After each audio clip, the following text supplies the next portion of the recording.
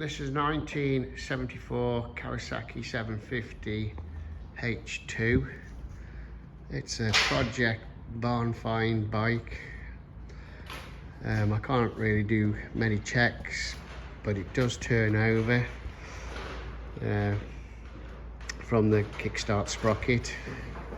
It hasn't got a chain, so I can't rock it in gear or anything, so it is pretty much as it is, a mystery. It's got 26,000 miles on the clock. The brakes don't work. It's a true barn find, this is.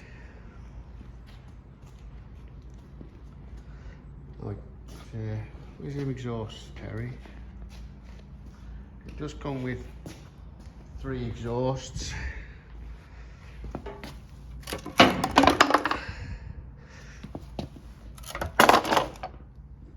Some of them not too bad, they've all got scratches and that and little dents, but they come with the bike.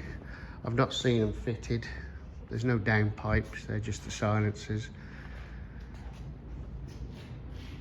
And that's what you get.